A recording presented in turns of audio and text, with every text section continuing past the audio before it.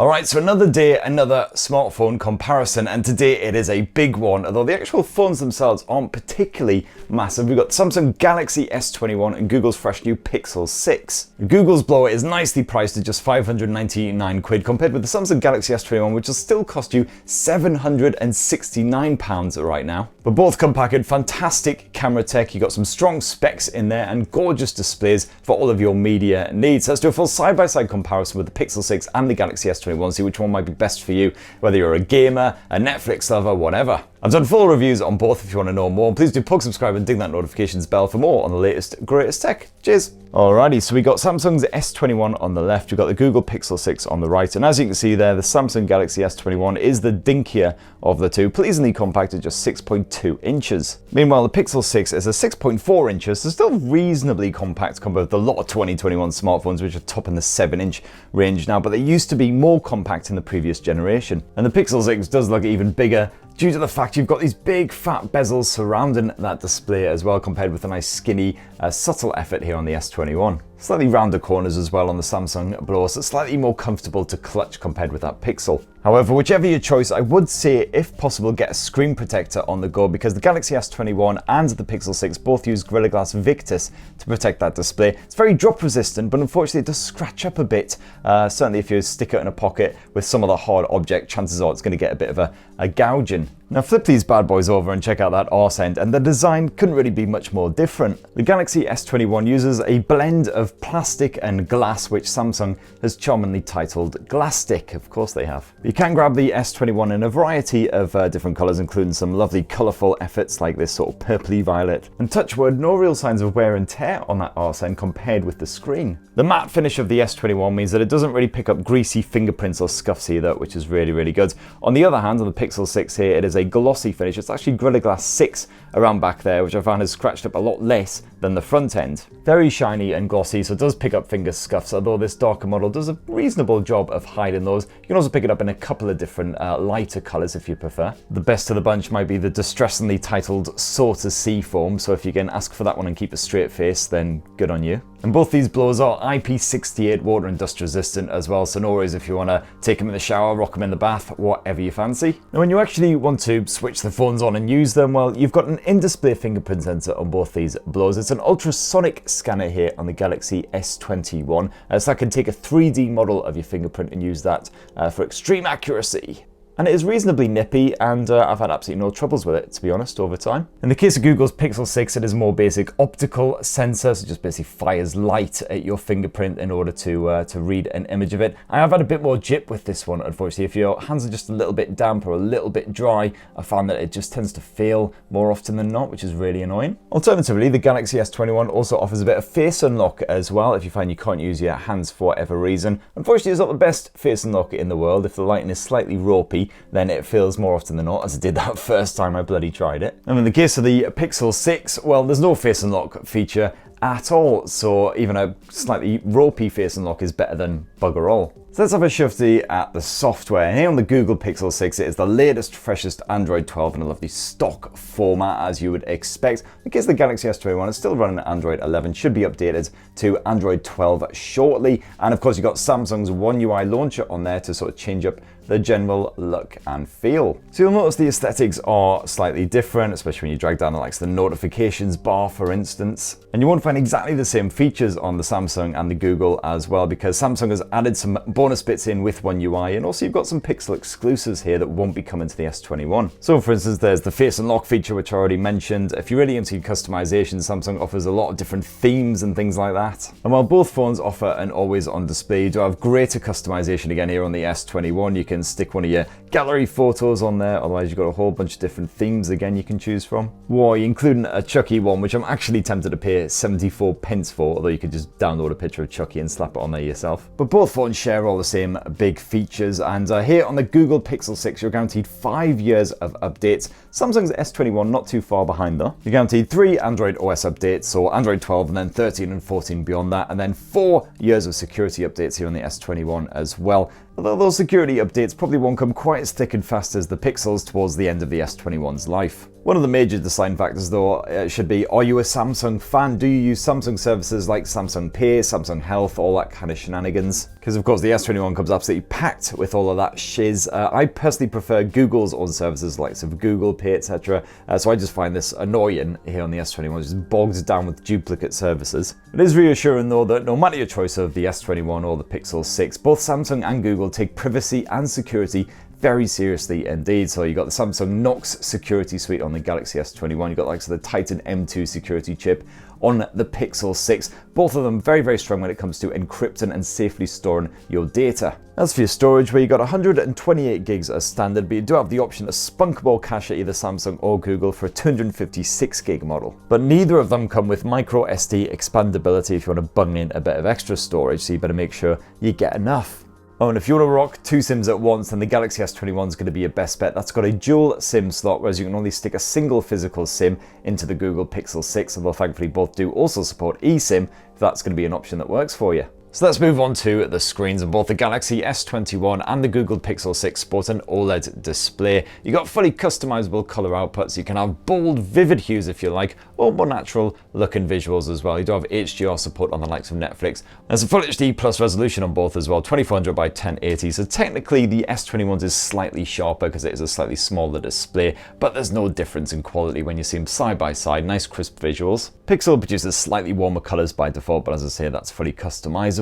And both of them reach a very strong top brightness when you bump it all the way up. Everything is clearly visible outdoors, even on a sunny day, no worries. The S21s can dim down slightly further than the Pixel 6, but both are nice and comfortable for late night viewing, especially got the eye comfort modes, all that shenanigans. Strong viewing angles as well, and only a dinky little selfie orifice punching its way into proceedings when you go full screen. It's ever so slightly more gaping here on the Pixel 6, but there's very little in it. As for the refresh rate, well, it scales all the way up to 120 Hz here on the Galaxy S21, just 90 Hz tops off here on the Pixel 6, but I'll be buggered if my knackered old peepers can tell the difference between them anyway. And it is an adaptive refresh rate on both as well, so they can scale up or down depending on what you're up to, so you're not constantly at that full-on maximum refresh and wasting battery life. As for the audio, well, you've got a stereo speaker setup on both the Galaxy S21 and the Google Pixel 6, and it is ear-spaffingly good in both cases. Let's just check them out side by side. Of 2021 thus far, costing you just 600 of your British pounds. And that's despite packing in a bit of upgraded camera action, Google's snazzy new Tensor chipset, and some serious arse action.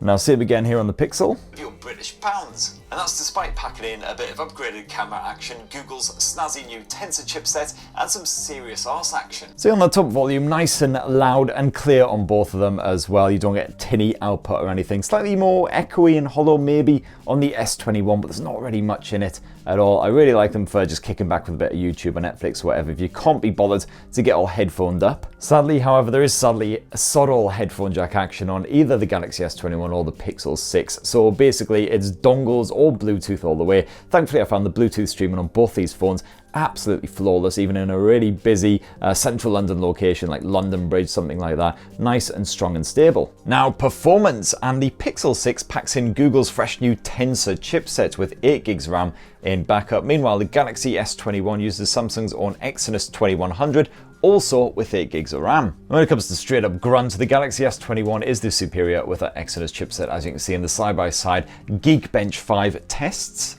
And this difference in performance is notable when you are playing a really demanding Android title like Genshin Impact, especially if you bump up the detail settings and the frame rate. You'll notice there's a fair more juddering and stumbling going on the Pixel 6. It also tends to heat up a little bit faster around that arse end as well. That said though, I felt that both the Pixel 6 and the Galaxy S21 can handle everyday life, absolutely no worries. They'll run any app out there. You can multitask with a bit of split screening if you want to. Lots of background tasks run at the same time. I didn't notice any real performance issues at all. And if you are just playing games like Call of Duty Mobile, PUBG, etc., absolutely fine on the Pixel 6 as well as the Galaxy S21. Nice smooth frame rate even when you boost up the detail levels. And the good news is you actually get a proper dedicated gaming mode here in Android 12 on the Google Pixel 6 as well, just as you get a gaming mode on the Galaxy S21. These can block notifications for you while you're gaming. They can also record the screen so you can save your finest moments. But the One UI gaming mode does pack in more features which will hopefully come to the stock Android version soon. And as you'd expect from a couple of flagship smartphones in 2021, you got full 5G support built into both of these bad boys. And of course the actual band supported will differ depending on what region you're in. A nice strong dependable Wi-Fi on them both as well, so as far as the connectivity goes, not a bother. However, there is a big difference between these two blowers when it comes to the battery life. See, the Samsung Galaxy S21 sports a 4000 mAh cell, and it does struggle to make it through a full action-packed day. You're gonna have to take it easy on the poor fella, because otherwise it just can't handle it. It'll be dead before you're all tucked up with Teddy at night time. On the other hand, the Google Pixel 6 upgrades that to a 4600 mAh capacity battery, and I found the longevity on this thing was absolutely stunning, even with around 6 to 7 hours of screen on time. And that's some serious screen on time, like proper sat-nav use, Skyping with the fam, all that good stuff. I found that I generally had around 20 to 30% battery life left at the end of a really busy day. Never once did it run dry on me, even when I was, proper out and about all day long. When it comes to the recharging, well, neither particularly impresses. You've got 30-watt charging speeds here on the Pixel 6, 25-watt on the Galaxy S21, both support adaptive charging, so at least the battery life should hopefully not degrade much over time. And yeah, you don't get an actual adapter bundled in the box with either of these blowers, just the USB cable, so you'll want to use an old adapter, otherwise spunk up a bit more cash if you don't have one. And like most flagship smartphones, you've got full-on wireless charging support as well with both the S21 and the Pixel 6, so as long as you've got a Qi wireless charging stand, then you're all good. So let's finish with a squint at that camera tech, and as you can see, multi-lens setup on both of these blowers. The Galaxy S21 rocks a 12 megapixel primary sensor, while the Pixel 6 boosts the megapixel count to 50, and both come packing optical image stabilization. The good news is that both the Samsung Galaxy S21 and the Google Pixel 6 produce great looking photos whatever the conditions. The Pixel 6 does tend to capture finer details up close, as well as slightly more accurate colors and skin tones, while Google also offers dual level brightness controls for HDR shots, so it's definitely more flexible when you're shooting against bright skies and the like. Not that the S21 can't handle contrast, of course.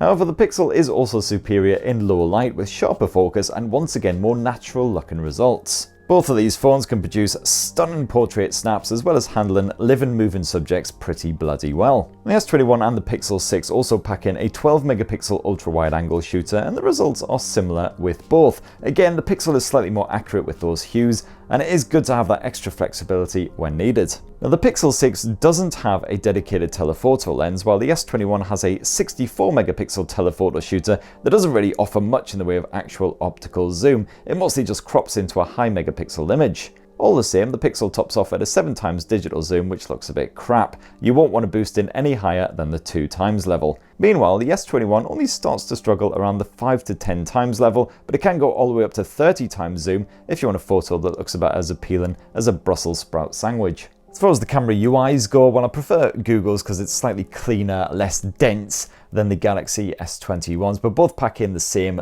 basic bonus features. So for instance, you can quickly and easily swap to a portrait mode when you're shooting a living, breathing subject or just a gorgeous mannequin like Veronica here. And as you can see, they're slightly more zoomed in on the Pixel compared with the S21. You've also got a dedicated night mode on both the Pixel 6 and the S21 as well, which can activate automatically, and that just helps to produce lighter shots when things are getting seriously ambient. You do get loads of extra bonus modes here on the Galaxy S21 compared with the Pixel Load. The likes of the single take, that's one of my favorites. This just allows you to shoot all kinds of different photos and videos simultaneously just by pressing the button once. Definitely good when there's lots of action going on, so yeah, that's definitely one of my firm S21 favorites. However, if you're into editing your snaps, then the Google Pixel 6 might be better for you because of the new magic eraser tool, which is absolutely fantastic. Great way of just wiping out any annoying stragglers in the background and cleaning up your shots with just a couple of quick taps. As for video, well, you can shoot up to 8K resolution footage on the S21, but I would say seriously stick with 4K if you don't want to completely fill your storage